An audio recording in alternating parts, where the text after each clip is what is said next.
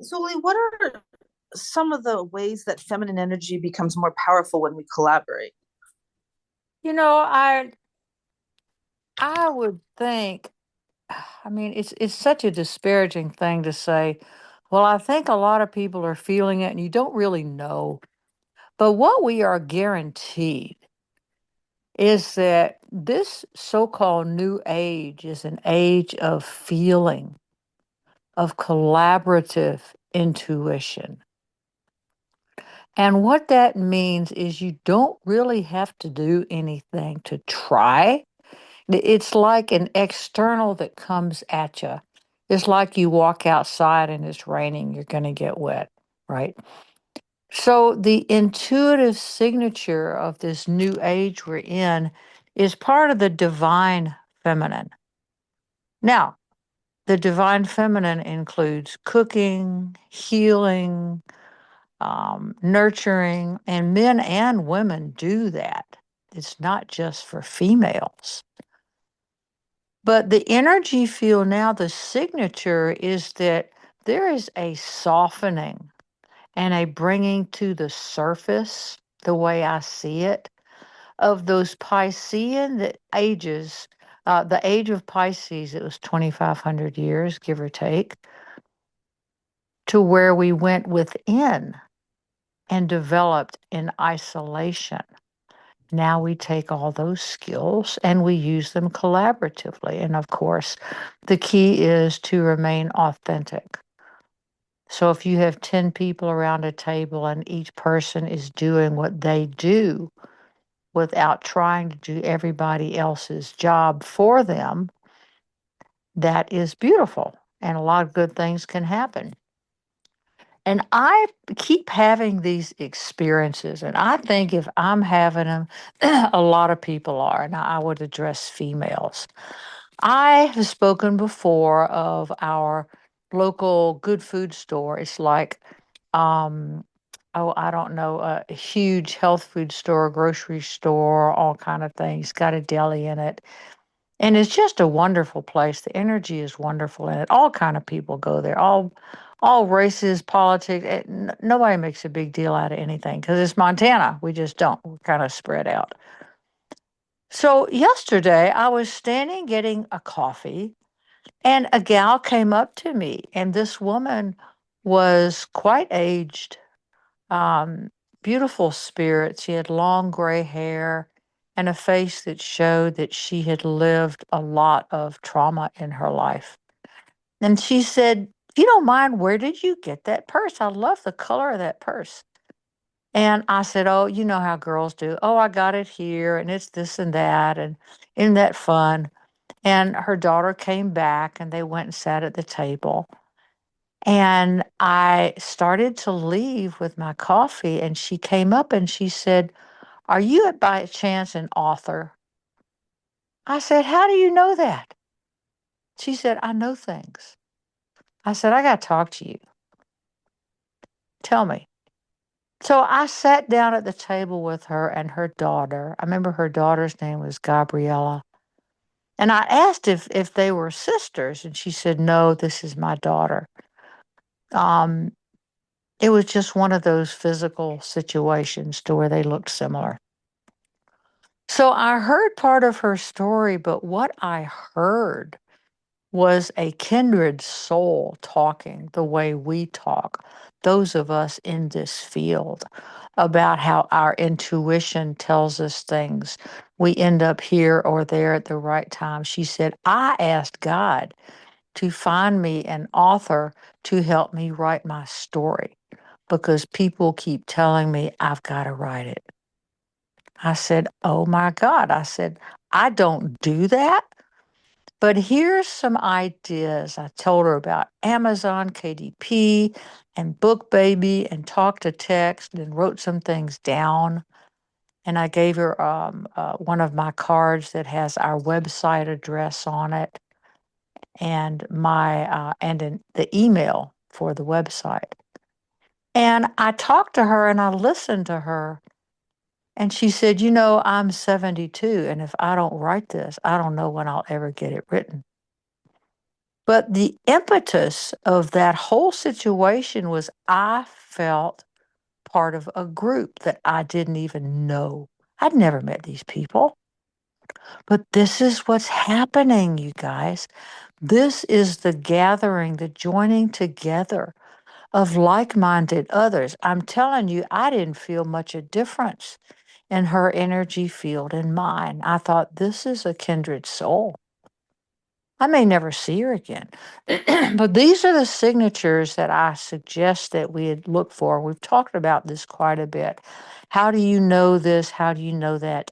Your intuition will tell you. It will tell you, and it is unmistakable. It's totally unmistakable. And there's no way that you can mistake it or talk yourself out of it. Does that make sense?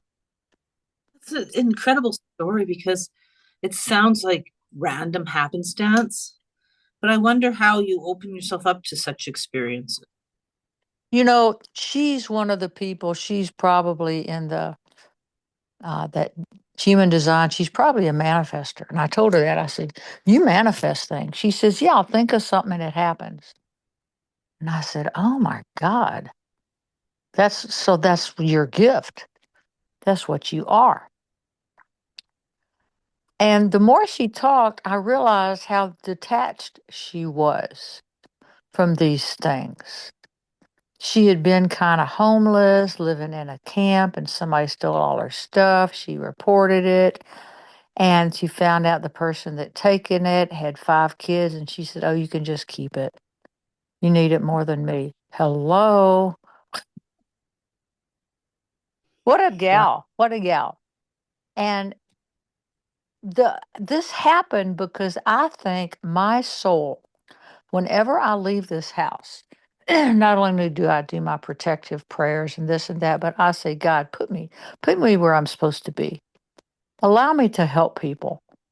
So she helped me, and I think I helped her. I gave her information. She gave me a feeling of belonging. You see, it's non-definable. These things come out of the blue. And I think these are synchronicities that are happening more and more frequent. More and more frequent is happening. Why is that? There is some sort of softening of the edges of reality. I don't know if that makes any sense. But when I have something like that happen, it reminds me that I am not in this by myself. I can bitch and moan and complain, whatever. I mean, I can do that human drama too. But I was just having a nice day at the good food store, getting my little coffee, and this happened. And when she said, by any chance, are you an author? I thought, oh my God, it's on. It's on. Wow. That's the really comforting part is being seen and feeling like the sense of belonging out of the blue. Yes, and we truly are that connected, you see. We truly, truly are that connected. So, part of the suggestion I would have, you've asked before, how do we create these experiences? We tell those who guard and guide us, the semi gods around us, whatever you want to call these beings, put this in my way. Let me spiritually trip over this so I get it. Put people in front of me and me in front of people that I can do good for and with, and they with me. Because that's what's coming. After the day of declaration, when the world teacher, Maitreya, is standing up there presenting the masters of wisdom, some of them, and saying they are now returning into the world, you're not alone anymore. This is the precursor to that. These masters of wisdom, these men, human beings, people who have gone through the fourth and fifth initiations, they are perfect. They don't have a personality, they're a soul. They have their preferences, their choices. Some like this music, some like that music, but it's not related to I have to have it. It's related to the energy field of dignity. This is what's coming. And when this happened to me yesterday with this lovely lady, I thought this is the precursor of the future. This is truly, truly what's coming. It feels like it has to get worse before it gets better. It suggests like we'll have some dark times ahead before we Well, get. yeah, it really does happen like that because all of this crap that's happening, it's been building. It's been building and building and building, and you got to scoop it off the top. You got to get rid of it. But by doing that, by having, we have to remember that war and conflict is a language. It's a physical language of trying to communicate with the other side, but doing it through force, not power. Now, is it wrong? Not always. It's not always wrong. I'm not the one to judge that. I don't know. But the difficulty now is that we are navigating this spiritual anarchy. And let me explain that. I call spiritual anarchy the times that we're in, the physical world seems to be lagging behind the development of most human beings. We really are growing and developing and changing. But the physical world and our personality is so dense. It's so dense, and that is what's causing the problems. We attach emotionally to the physical and the emotional glamour, the mental illusions that we create. You know what is real and what isn't. It's very frustrating and it's very difficult. Sometimes we just have to back off. But you're right, it comes in cycles. Everything does. Is that why it can be difficult to see the spiritual in our day-to-day lives? Yeah, we've been talking about that a lot. I think so. I've been thinking, I've been doing my practice that I told y'all I was told to do by my friend Luna, the Etsy psychic. I have been bringing myself back into my body more. When I get up in the morning, now I'm saying it's a new day. The night is done, something like this. Thank you for bringing me through the night. And I come back into my body. I'm like, wow, I wish I had been doing this all along. Then during the day, I found myself saying, well, it's 2:10, it's February 20, this was February 24th. I'm in downtown Missoula. I'm going to the cleaners. And it's weird what it does. I can't quite explain it, except I am being my beloved. I'm treating my inner child, letting it know that it's okay and I'm here. Now, is that good for everybody? I have no idea. I think the only thing good for everybody is breathe, eat, poop, sleep. I don't know. I don't know. Isn't that truth? But I told y'all I'd keep you up on this experiment, and I really, really like it. But what it has done is bring up a lot of emotional trauma that now I'm having to look at. Oh my God, where was this stored? So when we change a behavior, it's going to leave the past in the dust. And the past is going to kick and scream until you deal with it and send it on its way. This is what recovery is about. This is what body code, emotion code is about.